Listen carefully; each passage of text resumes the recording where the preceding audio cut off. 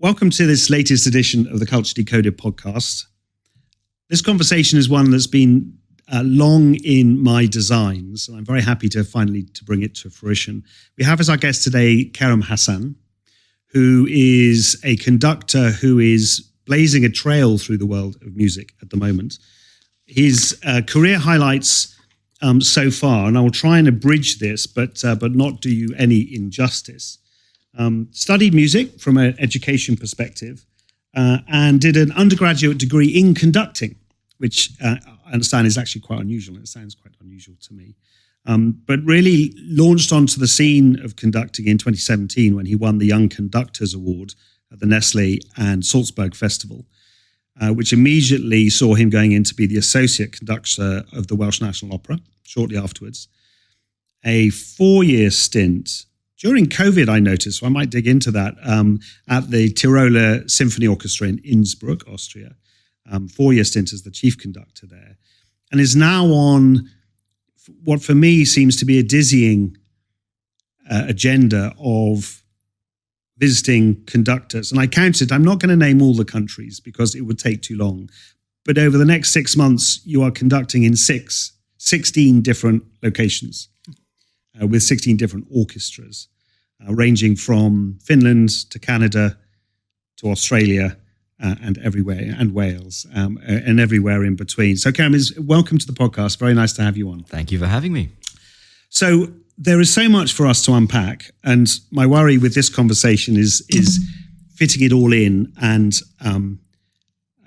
drawing out the key lessons. But let's start and ground everybody in the same place on the role of the conductor in the orchestra. So a conductor is essentially, at its most basic concept, the person that stands in front of a very large group of musicians, an orchestra, and keeps everything together, which might sound a bit vague, but essentially we keep time. We make sure that this very, very large group of musicians, we enable them to play together. At its most basic level, that is what a conductor does. And you see that in many, many different settings, not purely from an orchestral world, but also military bands, for example. They will have their conductors as well. But essentially, that is what a conductor is. The reality of it is, which is why I think we're also having this conversation, is that it is very much based upon people management and how you work with a large group of people, how you present yourself. Because as we will discuss over the course of this podcast, the role of the conductor is very, very multifaceted. It is not purely about music making. It's very much about leadership in general. It's very much about how you present yourself to these very, very experienced musicians and everything that comes from that. And therein, obviously, the parallels start emerging, right? The reason I wanted to have this conversation and have an accomplished conductor like yourself on the podcast is that the metaphor of a musical performance as a collective act by a group of individually accomplished performers is the nature of leadership in any field at all, whether it's business, whether it's sport, whether it's education, whatever it may be. But in some ways, the orchestra situation is the trials and challenges of that laid bare, because and to set some context and to give the listeners some background, as part of the preparation for this podcast, I attended Kerem's final rehearsal for a performance in Birmingham yesterday with the City of Birmingham Symphony Orchestra, which is a very accomplished, quite large orchestra, of which you hadn't met before Wednesday. That's correct. That was the first meeting. In the UK, we tend not to hang around too much with rehearsals. It's mainly from a funding perspective, but generally there is normally 1 day before the concert full of rehearsals. If you're lucky, you'll get 2 days, and some orchestras in the UK will have a rehearsal on the day and the concert on the day as well. So it's a very tight process. With little chance for really exchanging feedback, exchanging views. The rehearsal process itself is quite tight.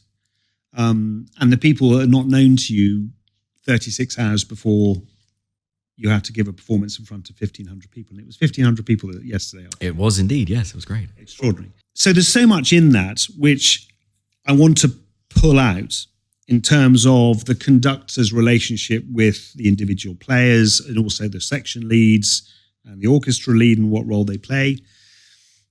How much you seek authenticity to the music, the composer, or your style, which is a stylistic point. Dive into that. Absolutely. It's a huge question.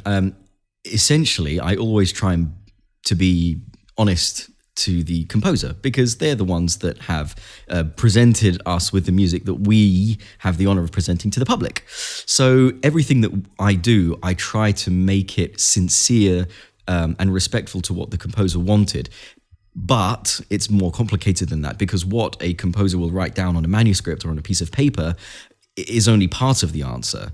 And even when they write something down, certainly you see this in the 20th century composers, a lot of the 20th century composers actually conducted their own works. And many, many times we hear and we see that they conduct very differently to what they've actually put down on the paper, on the manuscript, which therefore begs the question, how much artistic license do you get? So to boil it down, we always try to be true to what the composer wants, but that's always going to be heavily intertwined with my own interpretation, my own style of working. And of course, interpretation is something that I build and I develop in the hours and hours and hours of studying a piece of music before meeting an orchestra. And I think that is probably one of the hardest aspects of conducting. It's a very physical job. You're waving your arms around for hours on end, but you might not be conducting for the week before that. And in that time, I spend, 5 hours a day, 6 hours a day, looking at my score in silence, just trying to imagine what that will sound like, how I would like a particular phrase to sound or a particular instrument to play. And then from those hours and hours of silent study, you're suddenly standing in front of a huge group of musicians. But there are two parts to it because there is the interpretation part, but then you can have the best ideas in the world, whatever that means. But if you don't know how to present them to an orchestra, then your ideas are going to be, it's going to be a difficult week, to be honest, to put it mildly. I imagine orchestras are quite unforgiving to either an unrealistic set of expectations or an egotistical conductor. Absolutely. And I think the role of the conductor has changed enormously. When we say orchestral conductor, there's a lot of negative connotations to various strong-willed tyrants of the last 50 to 100 years. That has now changed completely. It is very much about collaboration. And certainly when you meet an orchestra for the first time, it's about being yourself, but also being able to read the room, recognizing what kind of a group of musicians are these people. Are they an orchestra that you need to say something once and they'll get the gist and then they will take it from there? Or are they an orchestra that want to be rehearsed again and again? Do they like to have things repeated a lot of the time? Are they an orchestra that you can fundamentally show with physical gestures? Because that is what we do as conductors. Are they an orchestra that you can show a lot to? Or do you have to try and stop and explain what it is? Or a little bit of both? And all of these things you're trying to figure out within the first 10 minutes of working with a brand new orchestra. So it poses a lot of challenges. And this tour that I mentioned in my intro of 16 different orchestras over a period of 6 months must really put that to the test, because you will end up with all different types of orchestras to work with. Different types of orchestras, different languages, which is also a big one. Different styles of working, different rehearsal times as well. I mean, just to give you an example, we have to be really flexible with what we do. So the week that we're recording this podcast, I've been working in Birmingham, and we had 2 3-hour rehearsals in one day, 10 till 1, 2 till 5, concert the next day with a dress rehearsal in the morning. Another orchestra that I'm going to quite soon rehearses for 2 hours in the morning and an hour and a half in the afternoon. But they have 4 days of rehearsal. So it's extended over a much greater period of time. There are some orchestras that I work with, mainly opera orchestras, who will rehearse about 9 o'clock in the morning till midday, and then they'll all reconvene at 7 in the evening to rehearse until 10 p.m. And then you're back in at 9 a.m. the next morning. So that can be absolutely exhausting. But you have to be able to adapt to these different ways of working, these different styles. And just to throw a sort of another spanner into all of this, depending on the country that you're working in, your first rehearsal with a group of musicians is going to be vastly different. As I said, in the UK, we don't have so much time to rehearse. So British orchestras are famously well prepared and excellent at sight reading. You could put a piece of new music in front of them for the first time, and they'll play 95% of it right, most likely in the first run through. Other orchestras, other countries, other cities, that might not necessarily be the case. The first rehearsal, especially when there's an extended period of time to work on a piece of music, a lot of orchestras see that first rehearsal as a getting to know it. Warm-up. As a warm-up, Yes. Exactly. So it can be a bit of a disaster for the first day. And then it all comes together and you'll end up with a great performance. So you're working with so many different factors, but fundamentally the job remains the same. You want to present the best music that you can to the audience that are paying to come and watch. And what shapes your approach? You've talked about preparing on your own in silence to internalize the piece of music. And you've talked about quite a remarkable degree of adaptability for the orchestra that you're with. But you will also, I know, and the reason you're here is I believe you're quite thoughtful about this and your approach to conduct. So what shapes your philosophy about the role of the conductor, where you're able to combine that adaptability that you talk about along with a really clear vision for the music as well? Because those two things could be seen to be in opposition with each other. Absolutely. So, I mean, everything that I'm about to say is still a work in progress. And I think it never stops being a work in progress because I don't think we ever find that perfect equilibrium between being ourselves completely, but also being able to adapt to the orchestras that we work with. It's always something that's kind of, in motion somehow.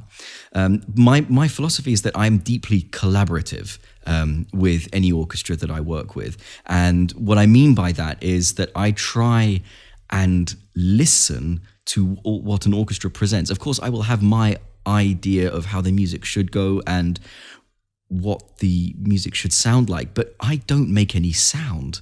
Apart from the odd grunt here or there when I'm on the podium, but I don't make any sound at all.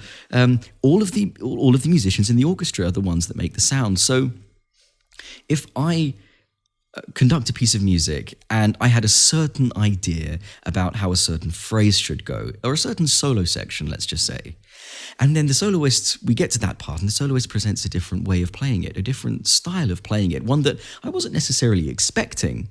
Why would I, unless it's something that really, really clashes with the style of the music or the interpretation, why would I insist upon doing it differently? I think that sort of sums it up. We're trying to work with people to get the best results as possible. And certainly with something as ethereal as music, in particular, where there are no hard facts and figures and things. Everything is suggested. Everything is done to a degree. It's very much about listening to what people present to you as well. And certainly I take the CBSO because I was just working with them. Certainly with the CBSO, they are an outstanding ensemble who will react incredibly quickly to the gestures of any conductor that's in front of them. So the biggest challenge for me is to be as prepared as I can be. Precise. And precise with my gestures. Exactly. It's complicated. Well, that for me is fascinating because so most of my grounding is in the world of business, which seeks to define an outcome or even define a process before it's done. what you're describing. And what I observed yesterday was actually a different approach, which was play it, and you will be tweaking more of here, less of there, a little bit quieter here, a little bit louder there, a little bit quicker there. It's a response to what you're seeing, much more in the moment, or much more allowing autonomy in the orchestral players and the orchestra as a whole. And your job is to guide as far as you can with your gestures, but then to tweak.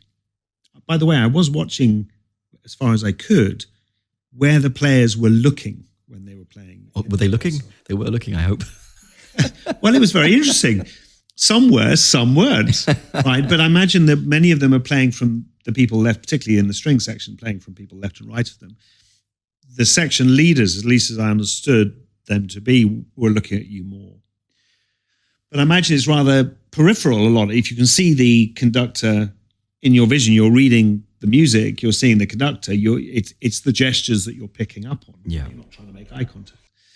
That is all to say that it's assuming it's an assumption of autonomy on the behalf of the orchestra that you are then listening to, tuning into, guiding and tweaking, but fundamentally you're tuning into it as something that exists as opposed to designing it from the get-go. That's a different dynamic to many organizations that start from the assumption of the leader needs to design. Very much so. Very much so. An orchestra like the CBSO don't need a conductor to play a Beethoven symphony, for the most part. They don't. They can do it themselves. What they want from their conductor is to know, how do you want us to play it? And why do you want us to play it in this way? That's the information that I should be providing them, which is why, very interesting when you're talking about looking up at the conductor or not looking at the conductor. Obviously, especially a work like Beethoven is very rhythmically driven, incredibly so. And that rhythm is built into any musician who started learning their instrument between the ages of 5 and 10 or whatever it might be. When it gets started, it gets going, and it'll keep going by itself. The orchestra as a group, I mean. So my gestures to the orchestra are not necessarily simply just trying to keep everything in time, but are trying to inspire them and trying to suggest certain dynamics through my physical gesture or particular ways of interpreting a phrase. But it will fundamentally play itself. And I think that is the thing that people often find quite confusing about being a conductor or about music as a whole. But that relationship between an orchestra and their conductor is incredibly unique. There aren't I can't think of any other parallels to that degree anywhere else. In terms of what a conductor does, the leadership skills that you need are very similar. I often think that being a conductor is quite similar to being a football manager. They don't kick the ball around when sometimes they do, but they are not playing, they're not scoring the goals, but they are defining a tactic, as it were, and influencing the players to perform and play in a certain way which will allow them to get the best result.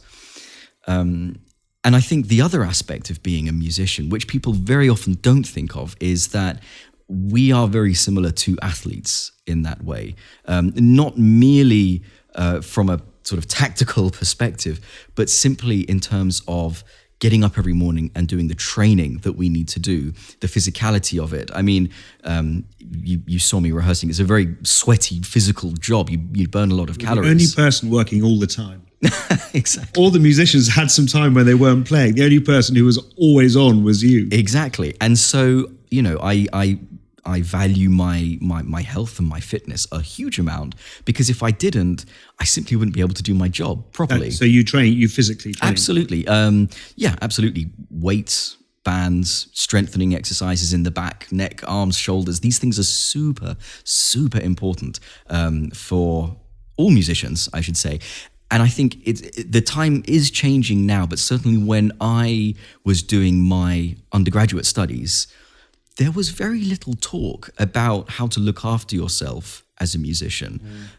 Anyone that's training to become a footballer, or let's say, or they're looking to swim professionally, they will have a team of physios behind them most likely. They will have a personal trainer or a coach that helps them and helps direct the method of training.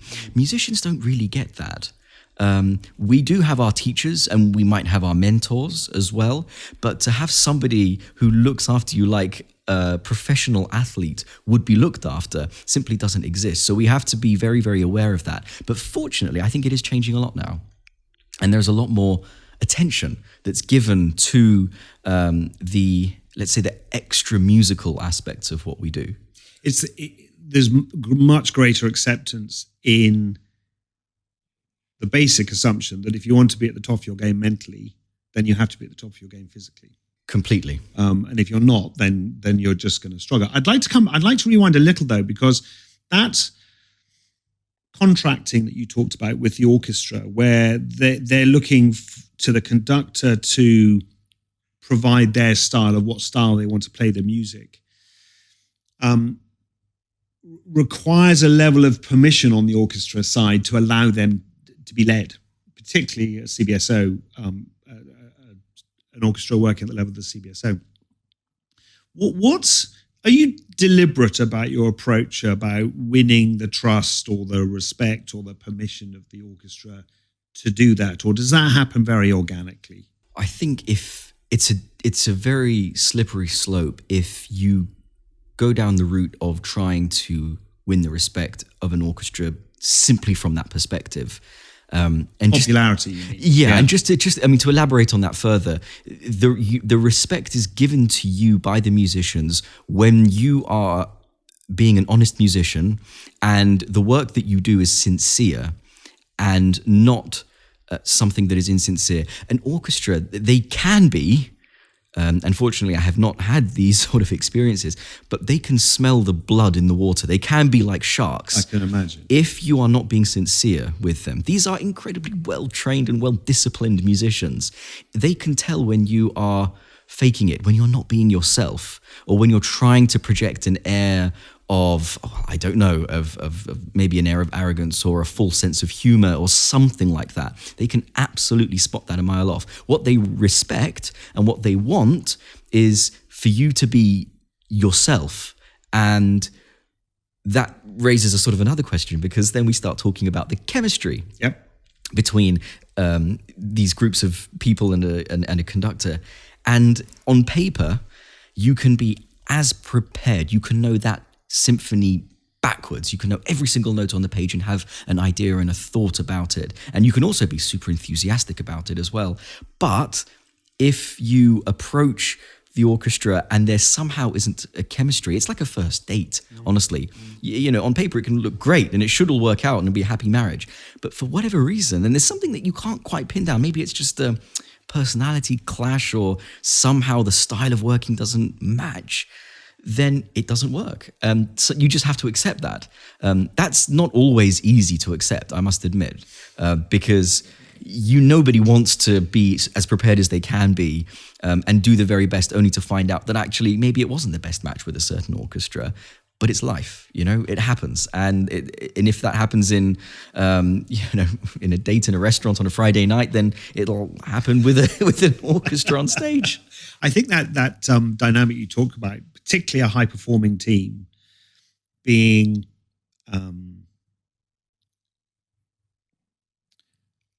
perceptive and sensitive to the on what basis the conductor's coming, is not unique to music. What you've just described, many CEOs and many leaders will go, yep. Very high-performing teams are by their very nature demanding of their bosses. And so what you've just said, I could take out of the music context and translate across all sorts of different areas.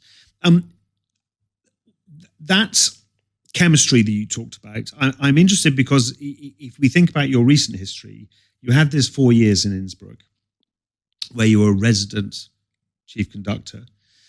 And now you're at the early stages of a tour where you're conducting a vast variety of different orchestras, youth orchestras, Welsh National Opera. There's all sorts of different types. The demands of, as you did in Birmingham this week, the demands of arriving in a city, meeting an orchestra for the first time, and the following afternoon being your performance to the public, puts a particular emphasis on that chemistry, or at least allows much less leeway on that. Is that something, as you go into this phase of being a visiting conductor and a touring conductor, is that on your mind in terms of how you approach the chemistry with the orchestras? It is. My approach doesn't really change. I mean, of course, I want to have a good relationship with every orchestra that I work with. Of course I do. But fundamentally, I will always try and just be myself. That is really the best that I can do. And I should also point out that a lot of most orchestras, I should say, are far too professional to let bad chemistry between the conductor and themselves get in the way of a good concert. Okay. They're far too professional for that. I guess it's their reputation too. Absolutely. But we shouldn't underestimate the influence that a good, whatever that means, good conductor, or a conductor with whom they have good chemistry, can have on the performance. Well, that's the magic part of it. Exactly. That's the part that's not easy to put your finger on exactly what it is that is special. But I would say that it's something to do with people really wanting to play for you. If people want to work well for the concert that they're doing, then you will always hear the difference. And is that reputation based? Is it a sort of people are excited about a superstar conductor? They can be. Very much so, yeah. It can be that. It can also be the orchestra, as you said, they have a reputation to uphold, and they will simply, why would they let a conductor with whom they don't get along ruin that reputation, or risk ruining that reputation? Well, one of the things that struck me attending your rehearsal yesterday, and it's a topic I want to dig into a little bit, is feedback, the role feedback plays. And you and I had a brief chat about it in the break. I was struck watching yesterday, and you said it wasn't different on the first day of rehearsal, is how the orchestra gathered gradually, warmed up, so prepared the instruments. And it seemed that the orchestra lead then essentially got everybody settled, and then you were invited on and you took your place on the podium, and then you started almost immediately. There was no preamble, there was no sort of check-in, there was no sort of small talk. It was right, off we go. And so in some ways it was a launch into the music. Yeah, and then there's the corrective piece after you've done your dress rehearsal. For me, that was a surprise for me. Because I came into it thinking that actually, particularly with a new orchestra, the role of rapport, the role of just maybe engineering that chemistry match on a human level would be part of the process. And what I saw yesterday was that it actually wasn't. Well, what you're talking about, that rapport is just as strong through making music. Very good. So that's really the question I'm asking. So talk a bit about that. That fascinates me. No, I mean, what you're saying is the personal relationships that we develop through speech and through socializing are just as intense, if not stronger, I would say, in music making and in the relationship between a conductor and an orchestra. We don't need so many words to be able to figure out if we're going to get along well or not.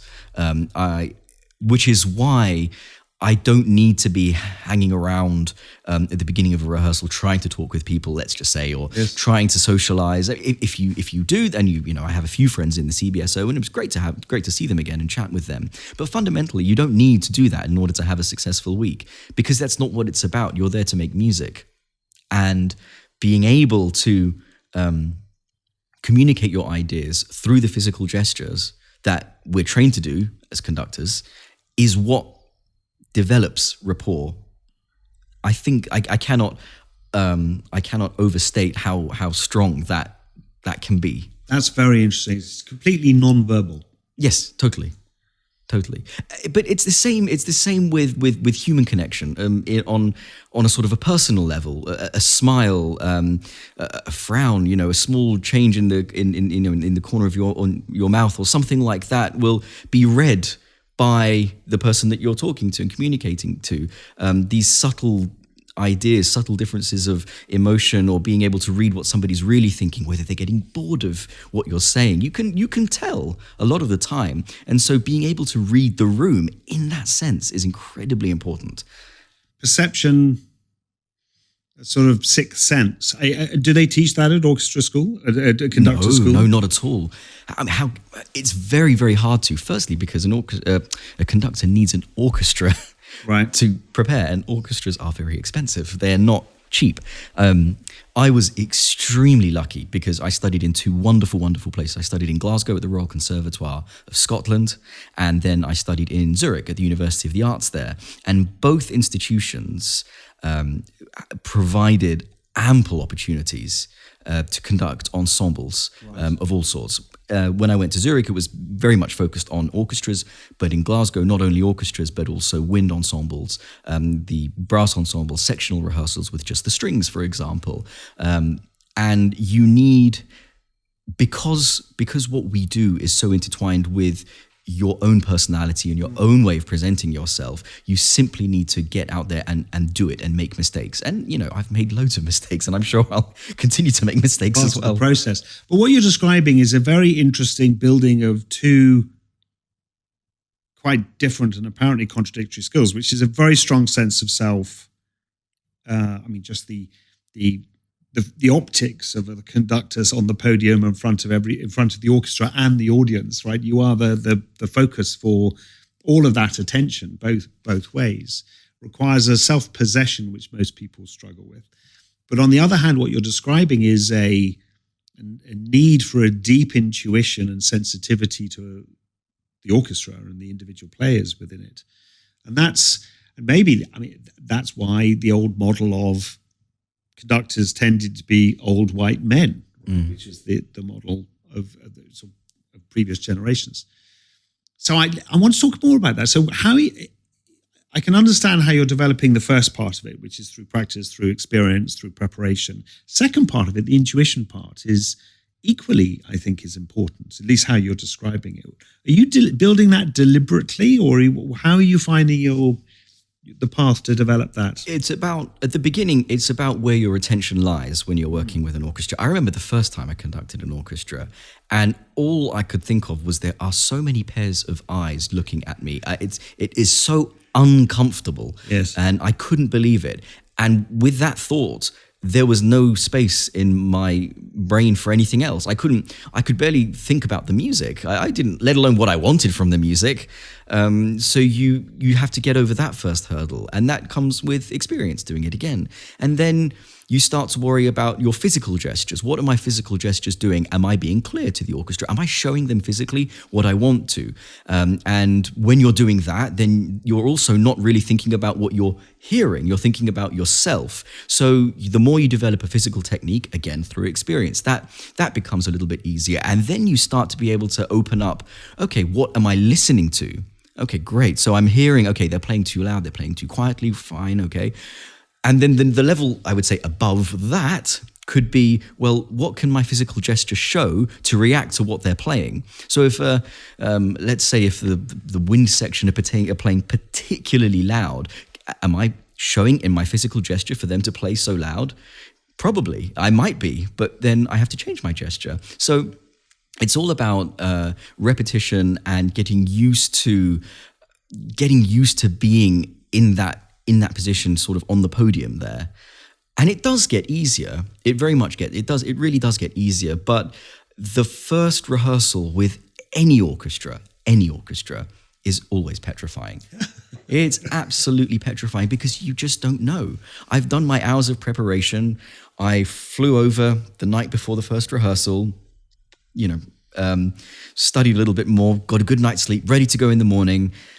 And I still don't know what it's going to sound like until you're there. And unfortunately, there's nothing you can do about that apart from just dive straight in and see how they react, see what the chemistry is going to be like.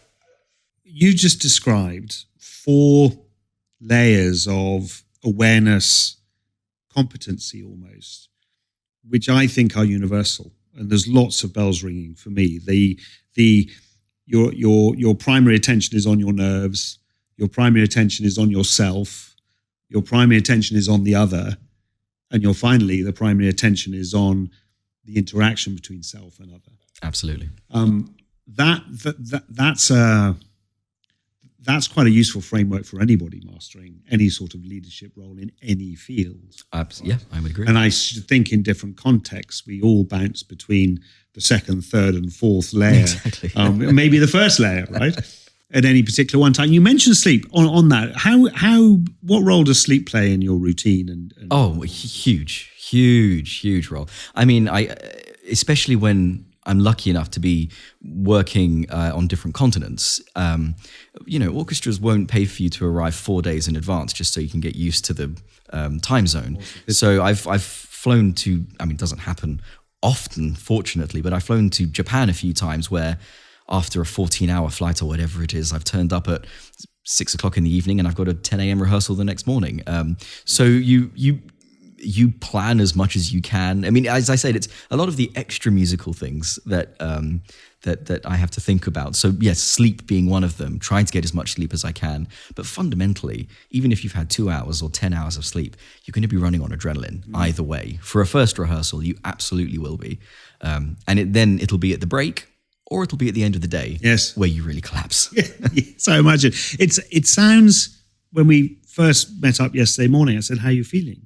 You went, actually a bit sore from the 6 hours rehearsals you did the day before. And of course, what as an audience or people experiencing the music, we don't consider quite how physically active the role of the conductor is. But I appreciated it yesterday because you were hopping and down all over the place. Okay. What's your? It seems like you grasp the sort of philosophical as well as the musical aspect of the role. Where do you see you taking it in terms of the role of conductor? I mean, I'm interested in that you're having this conversation in the first place. So your instinct to connect is very interesting because that's really what we're doing, is connecting different worlds. You might have noticed we've had quite a wide range of different people on the podcast, absolutely. Very deliberately, right? Because many of these concepts, such as we've just talked about, are common across disciplines. Where do you see you've got a long runway ahead of you in terms of your musical, your conducting career, or others? So, do you look ahead, or are you very much in the moment? I mean, of course, we look ahead. We have to be both. To be honest with you, at any given time in a rehearsal, my 100% focus is going to be there, not what's for lunch afterwards. It's going to be solely on the moment in time at that particular time. But of course, we have to look ahead. And I mean, music, especially in sort of the wider way of looking at this, in the society that we're living in at the moment, music and the arts generally are really having to shout to make themselves heard. And not always successfully. As we've seen kind of very recently with certain, political decisions made about funding. But I think the arts have a duty and a role to be present in any society. And what's so interesting is that regardless of where the art comes from, there is always art around.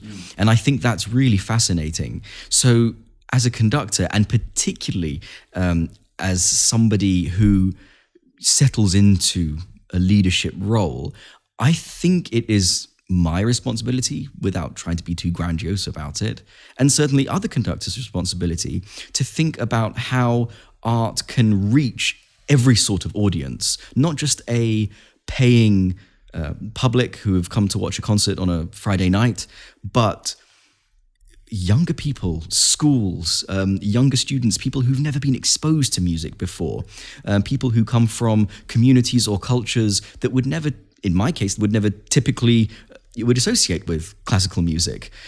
I think our collective job has to go far beyond the performance aspect and look to what we can do to ensure that we are reaching as many people as possible. And I think the importance of that is enormous nowadays. I think the time has long passed where a conductor comes along and simply conducts their symphony and conducts their rehearsals and then goes off and does whatever they want. I think, and I look at the role of a music director as well. I look at the role of a chief conductor. It's about being part of the community. And I see that a lot of the time in the States, actually. A lot of towns, cities, not just the big cities, sometimes smaller cities in the United States will have their own orchestra, their symphony. And it's fascinating for me as a Brit to see how American orchestras adapt and embrace their audiences and what they do to develop their audiences. They don't wait for audiences to come to them. And I think the UK has gotten so much better at doing this. The outreach, the way that we actively pursue new audiences, I think is fascinating. And I think it's also a complete necessity as well. That's very interesting.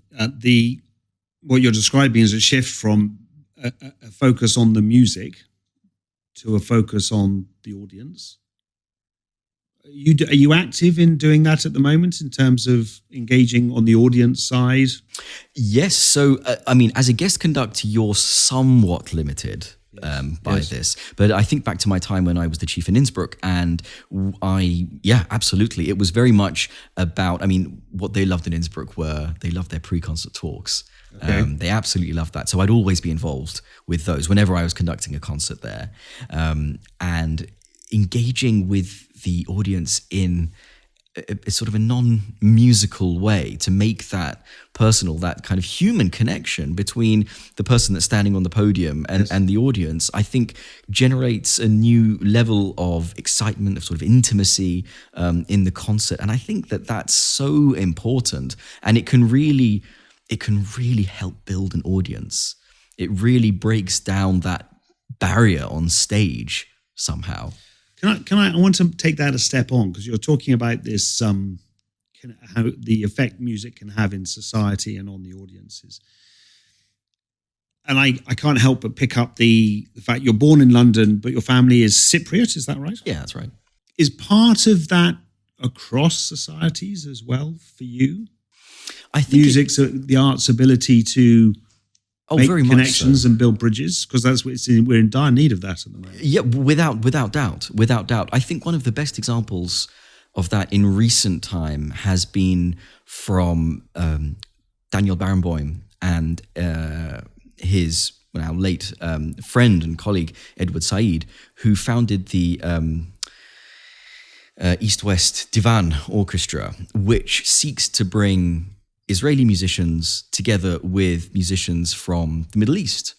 And they've been around for a very long time now.